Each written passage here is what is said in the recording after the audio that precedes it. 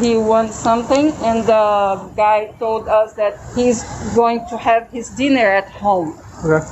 But the boy is with bruises over here, over here. Okay. And I showed him paper, asking him if he needs help. Okay. First, he denied. Okay. And the second time that I showed him a paper, he said that he needs help. Okay. I don't know what to do, so. Okay. Yeah, we'll talk to him. Okay. Let's speak with him. On January 1st, 2021, what looked like a normal family dinner at a hotel restaurant turned into something much darker when a staff member noticed an 11-year-old boy covered up, not eating, and quietly signaling that he needed help. From there, the whole scene starts to come apart piece by piece, as the adults offer one explanation after another and the injuries keep telling a different story. And if you watch Bodycam for the moments where one observant stranger changes a child's life, this is exactly the kind of case that deserves a like before the real story even finishes coming out. Son? He's inside. So it's the boy with the jacket with the hoodie up. The guy, the big guy right there? Yeah, so it's that family, it's the kid with the hoodie on that they think is having an issue. So yeah. It's still not enough though, bro. No, she said there's bruises on the face, bruises on the forearms, and that he's gonna have dinner at home. So you should talk to the kid then?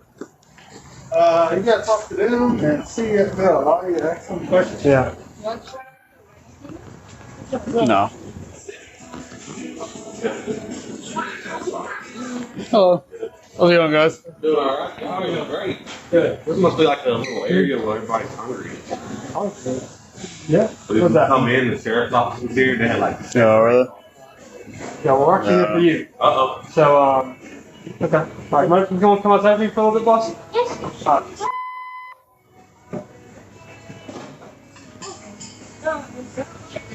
Anything going on? Not that we know. Nothing. Anything going on? Good, how you doing, boss? Pretty good. What's going on? Nothing really much. So, I actually. If you can just stay over there, I'm sorry. Thank you. Tell him everything, okay? Okay. I actually. So one night, I accidentally rolled out of bed. Okay. And I actually hit the table right here. Okay. My nightstand is literally right beside my bed. We're living in a hotel. Okay. We need some help getting a house. You need help getting a house?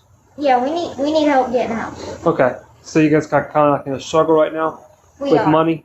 Yes, my dad. Okay. My dad is not working. Right. He's furloughed, but he can't look for work. But he can be asked to come to work. Right. My mom's working. She's the one who's paying all the bills. Right. We're in a tough situation. Okay. Why aren't you eating, boss? Do what? Why aren't you eating? You don't want food or anything? You're not hungry? No, not really. You sure? Yeah. I can buy you something if you guys need some food. I'm good. Your skin and bones. I know. I've been trying to work out, but Yeah. it's not helping. How old are you? I'm 11. You're 11? Yeah, if you need my birthday, I can tell you. No. Do you know how you received the injuries to his face? Well, the nose, so I was ex-military. And we're having trouble out of him behaving at home. And so I've been having to do some planks for punishment. And when he goes to do the planks, what he does is he lays on the carpet at the hotel room and he'll just rub his head there and tell you to head up. And so it's the carpet. Oh, you guys are busy. No, we moved down in Maine. We're trying to get out of the hotel because we're living in a hotel right now. We're trying to get a house. I actually just got approved for the VSS, a veteran that's like Section 8 HUD, but it's for military members. And so what they do is they help get people, homeless vets, off the streets and into a house. And so I just got to get a house and we'll get moved out the hotel. I actually started working at Disney in February. Oh, okay. They laid us off. They furloughed us in March. So you only got like a month of work? Well, I came down as an intern in August, and then I got hired. My hire date was in February, so my program was up in February. Got hired. I was looking for a house. I was 2 days away from signing a contract on the lender when they backed out because Disney furloughed. Yeah, I'm sure because we got people that are worried about you. Yeah. So, what happened to your cheek? Like the side of your head right there. Is that the same thing from the table? Yeah, on the other side of my bed, I got another nightstand. Okay. It's like no one's like hitting you or anything? Nah. You gonna lie to me, right? Yeah, no. Okay. I don't lie to the law. To the law? Good. So everything's good within the family? You don't have any trouble with your dad or anything like that? No. No? Your dad hasn't really... No, we just moved down here, back in like May or April. Okay. Our family's back in Alabama. Okay. Is that where your accent's from? You got a little accent to you. Like a little southern accent. Yeah, I actually got, this and this down here. Okay. So pretty recent? Yeah. You mind if I see it real quick? You mind if I take your hood off? Sure. Take your mask off too? I'll stay away from you, but I just want to look at it. So that's a pretty big hit. Yeah. So, it's just from the nightstand? Yeah, just from the nightstand. Okay. Alright. Does he have any other injuries? Not that I'm aware of. Any reason why he wasn't eating right now? Well, he had ate earlier. He had pizza, and so we come in because we were getting ready for bed, but it's dinner time, so we come in to eat, and he'd already ate. So, like they even asked me, told him that everything's had, he'd already had it. You sure you don't want any food? I'm sure. Alright, boss. Well, let me talk to your dad real quick, alright? Alright. So I just stay out You here? can come back inside. Come on.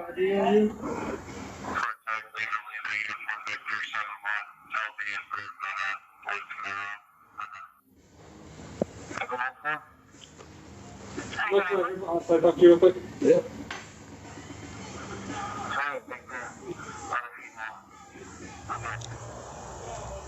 Alright, so what? How old is your son? He's 11. He's 11? Okay.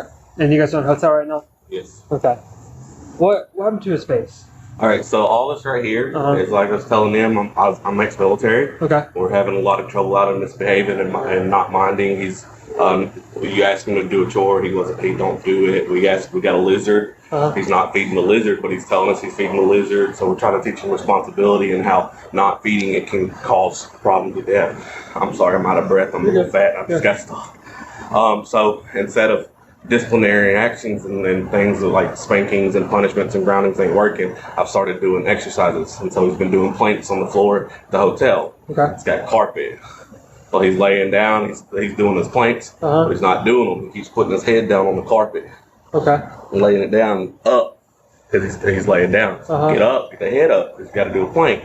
Okay. And so he's got carpet burn right here. Okay. And so right here on the side, he was sitting on the floor beside the table. The table's a high, like a roller well under the desk table. And I went to tell him to do something, and he got smart with me. And so I jumped up, I went to yell at him and tell him it's not, you don't back talk, this, that, and the other. And when I did, he jumped back under the table and his head caught the leg on the table. Okay. Okay. Yeah, so his story's a little different. So, and you're sure that's what happened? You can ask my wife. I mean, Okay. I'm not the best dad in the world, but I try to do what I can. Right. I was telling them I'm actually been trying to get help with military services so that we can get off the streets because in Florida we're technically homeless. Right. Because we're living in a hotel. We just moved to it, and so we're trying to get a house. Okay. The biggest problem, the biggest problem we're having is trying to get into an apartment or a house. They require 3 times the rent for income. So what? Yeah. Why would his story be different from yours? Did you tell him like have a different story? No, sir. I haven't told him anything. As far as I know, like I don't know what would be a problem or issue. I know that he's been lying a lot. Like today, we're trying to figure out what's going on. He took out the trash today. Okay. Right. Well, he has ADHD. Okay. And he has transitional disorder. It's supposed to be being treated through a psychologist, but since we've been in Florida, we haven't got him set up on a medical plan to have all care or whatever y'all have. Yep. And so he hasn't been to therapist since May. Okay. So he hasn't had any of his medication. He's lacking focus. He's not doing good in school. Teachers, obviously it's online. Take the trash out. Yeah. Which is weird because we're having to tell him how to do everything and when to do it because he's not doing his job. So he goes to take the trash out. Comes back when he goes to do his planks. They sit there and had a Crunch Bar wrapper in his pocket. Okay. Where'd you get the Crunch Bar? Because he's not allowed to have processed sugars because the ADHD counteracts and knocks with his medicine. He wants to tell us that he picked it up off the ground outside and ate it when he was coming back in from the trash. You mean to tell me you picked the candy bar up off the ground, opened it, and ate it? Right. We're trying to be safe and stay away from things like that because of COVID-19. You're telling me that you've done that. When I know that he got it out the little container in the closet full of all the Christmas candies and stuff. Right.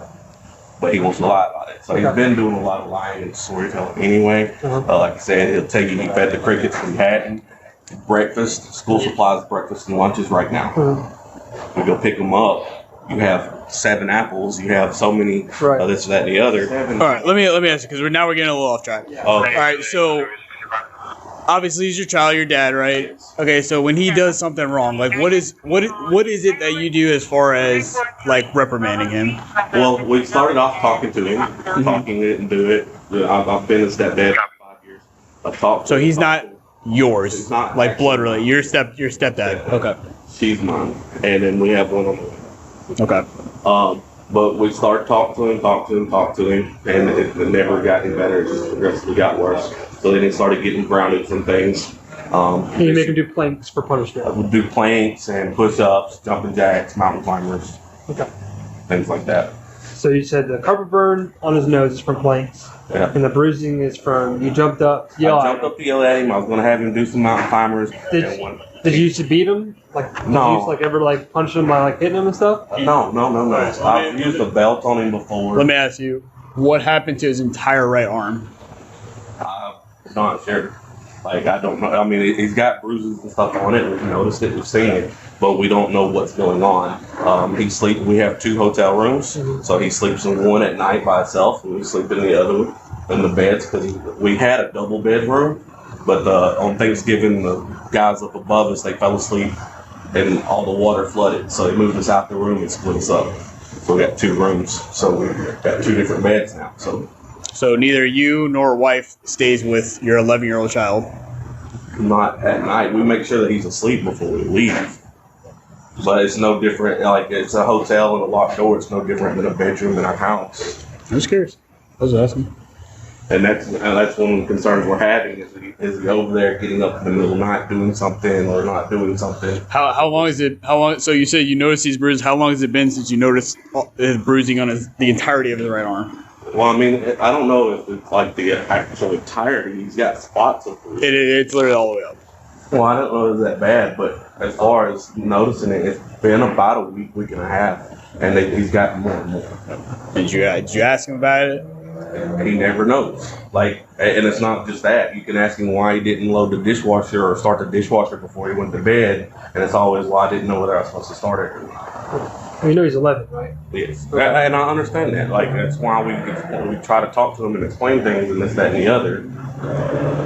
It's just not a good look that your 11-year-old son bringing calls with bruising all over him. Absolutely. Also, we had a problem. So for 5 years, he had another dad that wasn't his. Okay. All right. So his dad left before he was born.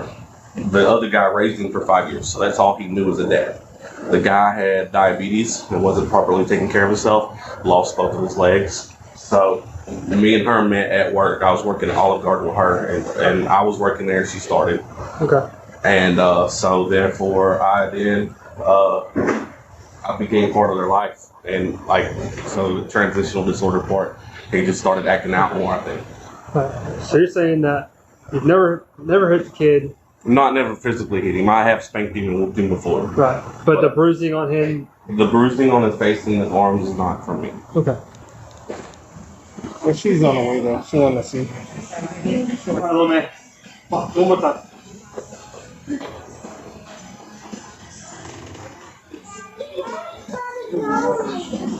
Hey, but can you do me a favor? Just roll up your sleeve again, please. If you can help, because I'm hurting.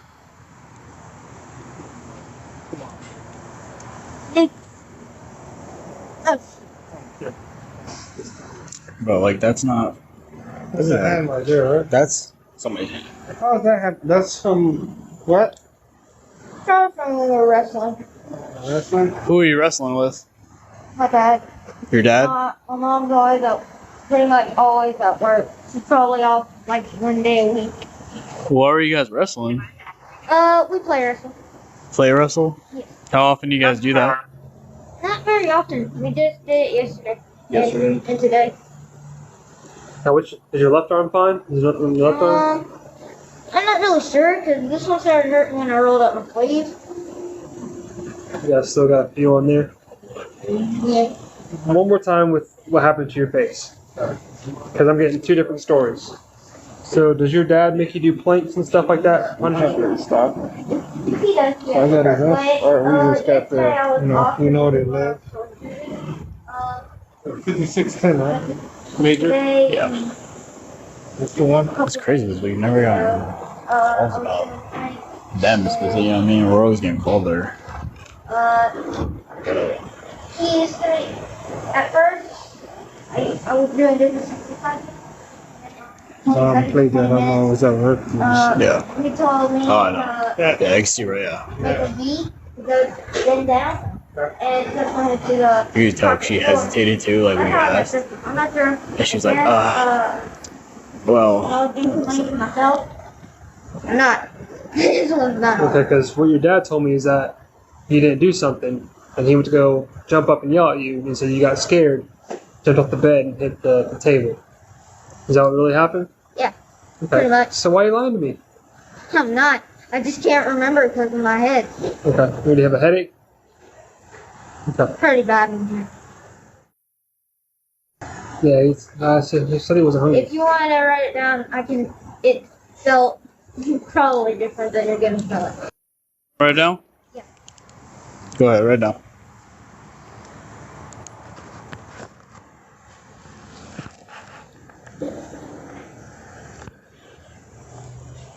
You write down your birthday too? Yes.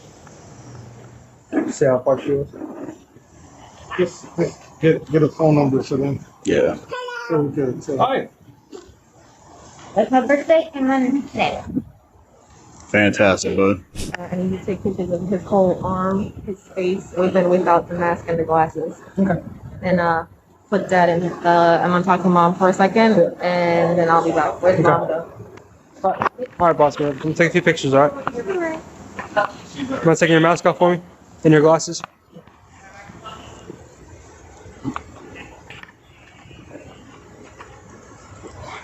I'm starting from the bottom. It's all the way up to the Yeah. top. That's all it's out of. Do you have a shirt underneath there? I do. Now you want to take the jacket off? Make it easier for you? She told me not to take my coat off. Okay, that's fine. Then don't do that. Can you just roll like over your shoulder? Can you roll this over your shoulder?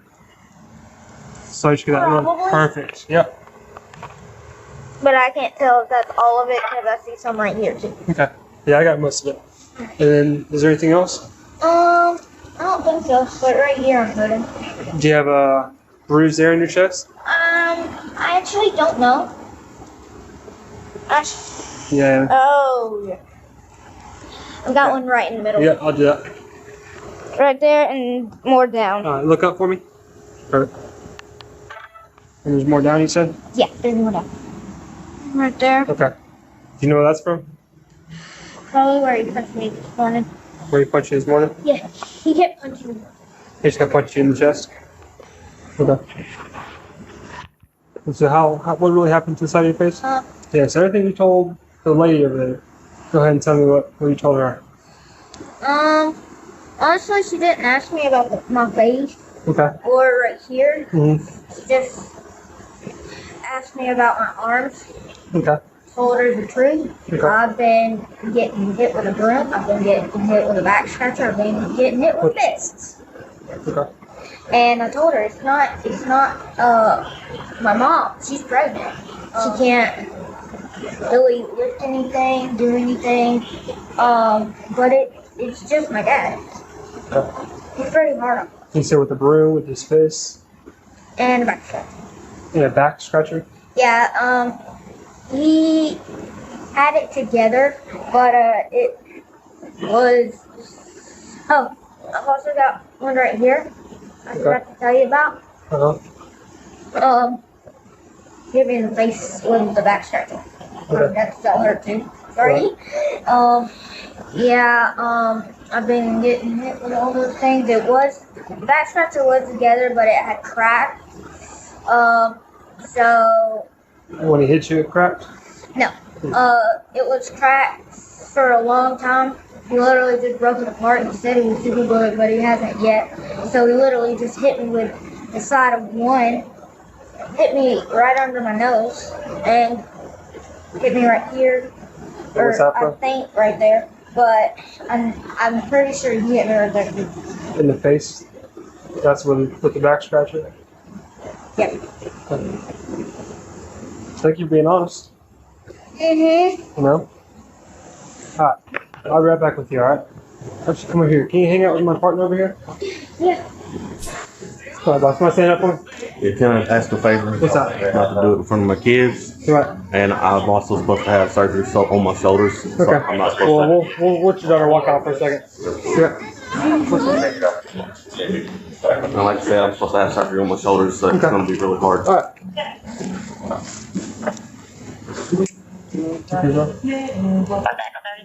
Let's take and go. Do I need any of that? Do you want it? I mean, I don't need the phone or the keys, but do I need ID or anything? I don't know how to. Yep, you don't need anything. Unless you want it, you don't need anything. Will you just lock the car up? She'll also need a ride home because she can't drive. Place the car. Oh. Put your hands down. Here you go. Good. Got to pull the pants up. What's up? Pants. Thank you. And she'll have all the information she'll need to contact me or find out. Yeah, we'll sure she got all that. Alright. You grab all his stuff? Yeah. Come inside. I'm one of the detectives that's working the case over here. Yes. Did you guys ever hear anything, suspect anything? Did anything like stand out to any of you guys with them? I mean, like what? What exactly? Like anything involving like the 11-year-old boy?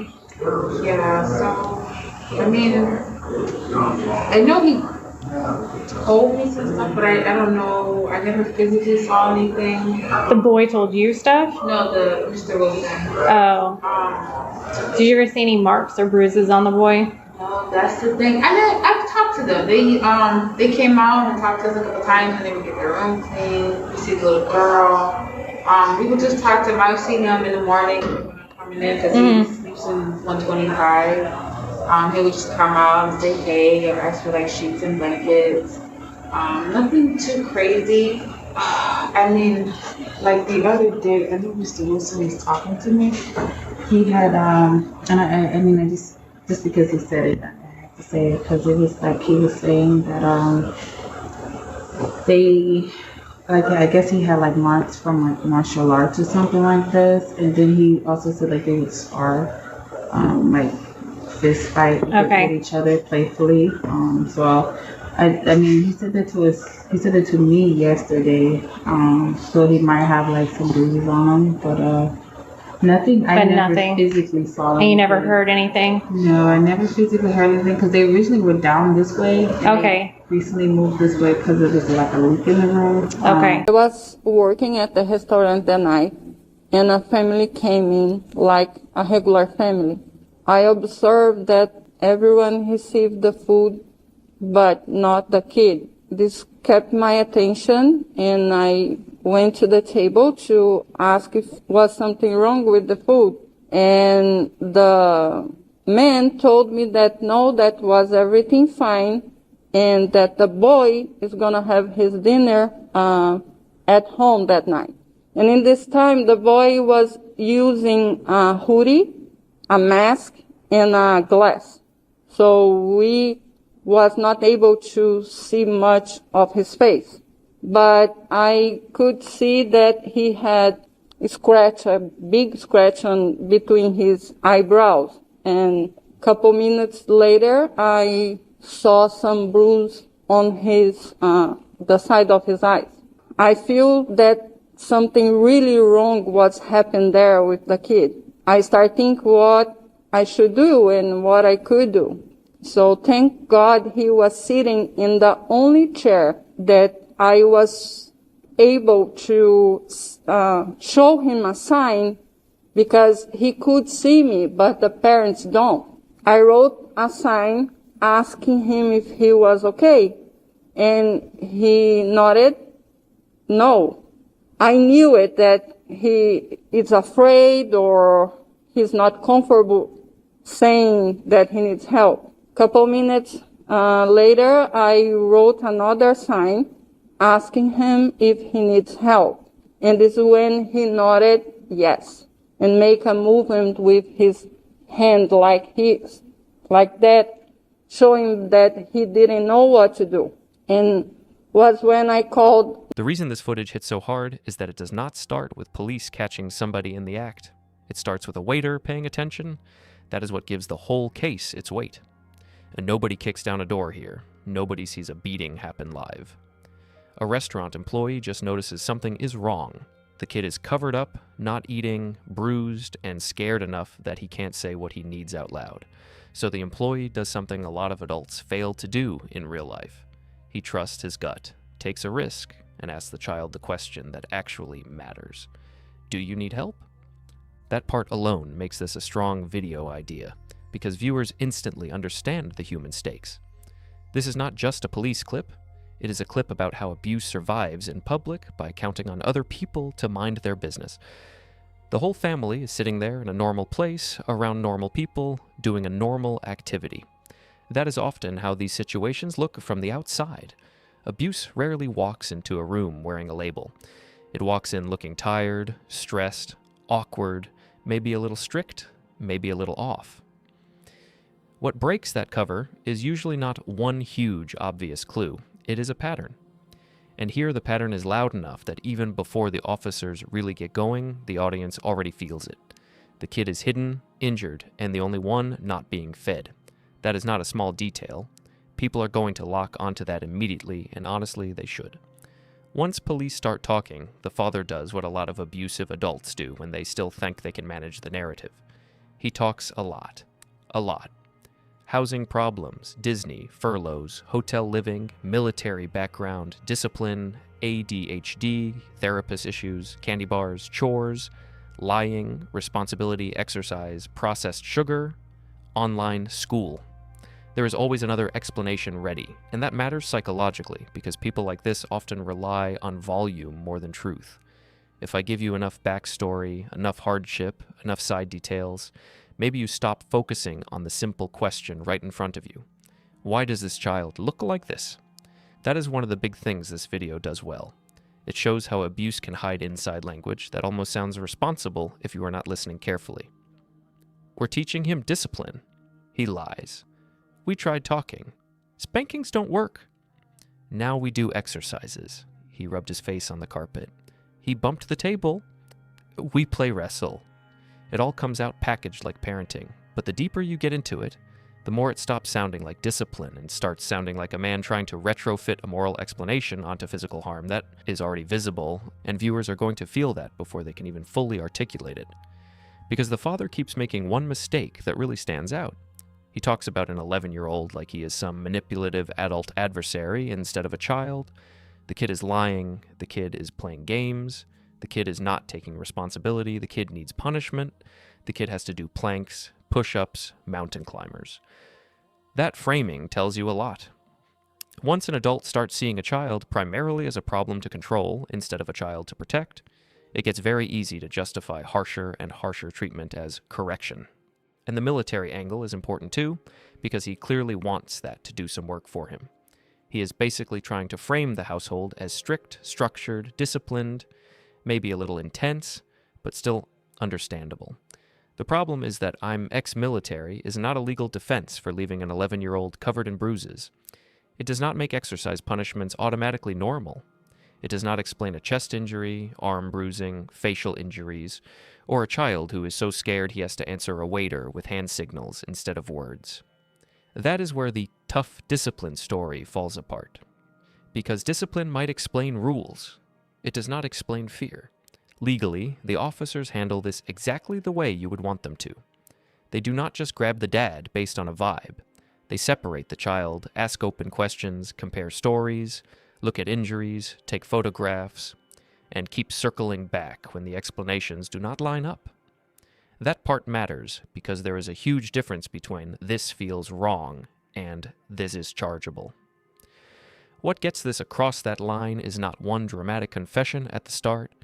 It is the accumulation of contradictions, visible injuries, and then the child finally telling the truth in pieces. The split between the kid's first answers and later answers is also very realistic. Early on, he minimizes. He gives soft explanations. He says the nightstand. He says pretty much yes. He says he cannot remember because of his head. That is incredibly common in abuse cases. People sometimes watch these videos and ask why the child did not just say it immediately, because that is not how fear usually works. Especially with a child who still has to look at the adult afterward, still lives with the adult, and probably has years of practice managing that adult's moods. Truth often comes out in stages. There's first the safe version, then the partial version, then the real version once the child realizes somebody is finally staying with him long enough to hear it. And when the truth does come out, it changes the whole emotional temperature of the video. A broom, a back scratcher, fists, getting punched in the chest that morning, hit in the face with a broken back scratcher. At that point, the earlier explanations do not just sound weak, they sound insulting, because now the audience can see the real function of all that earlier storytelling. It was not to help officers understand. It was to burn time, blur details, and keep this child inside the same system that had already been hurting him. The mother's role here matters too, and it is one of the reasons the case feels heavier than just evil stepdad gets caught. She's not framed as the main aggressor. The child himself says she is not the one hitting him, but that does not clear her. The charge against her for neglect makes sense because protection is part of the job too. This is one of those deeply uncomfortable realities viewers do respond to. Sometimes failing a child does not look like throwing the punches. Sometimes it looks like living next to the punches, hearing the excuses, seeing the marks, and still letting the structure stand. An 11-year-old sleeping alone in a separate room while the adults sleep elsewhere. The father tries to normalize it by saying it is basically like a bedroom in a house, but it does not land that way. It lands like a family system where the child is already being pushed to the edge of the structure. Separate room, separate space, separate treatment, different rules. It feels isolating. And when abuse is involved, isolation is never just a side note. It is part of the architecture. There is also something telling in how casually the father admits to prior physical punishment. He tries to manage it by saying he has used a belt before, but not for this bruising, as if that distinction helps. It actually does the opposite. It tells the officers that physical punishment is already normalized in the household, so now they are not dealing with some unimaginable line he could never cross. They are dealing with an adult who already thinks putting hands, objects, and forced exercises into discipline is on the table. Once that foundation is there, the jump from strict parent to abusive parent gets a lot shorter. From a viewer standpoint, another thing that will absolutely hit is the contrast between how mature the boy sounds and how trapped he clearly is. He is articulate, polite, he offers his birthday, he offers to write things down, he is trying to cooperate. And that makes it worse, not better, because it strips away the lazy stereotype that abused children always look chaotic or unreachable. Sometimes they look like this: quiet, smart, overly composed, watching every word, trying not to make things worse. That is exactly the kind of child a lot of adults tragically misread as fine enough until someone looks closer. The officer's line about this not being a good look is understated, but it works, because that is really what the father is trying to beat here: appearances. He knows how bad this looks. That is why there are so many explanations. The bruises are from wrestling, the face is from a table, the nose is from planks, the arm is unclear, the chest is unknown. The child lies. The child has ADHD. The child is difficult. This is what people do when they are not trying to explain one injury. They are trying to explain a whole pattern without admitting there is a pattern. And once you hear it that way, the conversation becomes much clearer. The ending makes the whole thing even stronger as a video topic because it gives the audience closure without making it feel cheap. The stepfather gets arrested. The mother gets arrested for failing to protect. The hotel worker's instincts are validated. The child is removed and placed somewhere safe, and then the life sentence hits. That last detail tells the audience this was not just a messy misunderstanding that escalated in the moment. The system, after seeing everything, treated this as extremely serious. And honestly, that may be the most important thing about the whole clip. It reminds people that some of the most important interventions in abuse cases do not come from some dramatic, heroic rescue. They come from someone noticing that one child is not eating, someone noticing the hoodie, the bruises, the silence, the body language. Someone asking the question twice. A lot of adults would have looked away and told themselves not to interfere. This worker did not. That is probably why this boy got out. By the end, the most disturbing part is not that the father had an excuse for everything. It is that he had clearly been living inside those excuses for a while. The most important part is that, for once, somebody else did not buy them. And that is probably the only reason this dinner ended with handcuffs instead of breakfast the next morning looking exactly the same.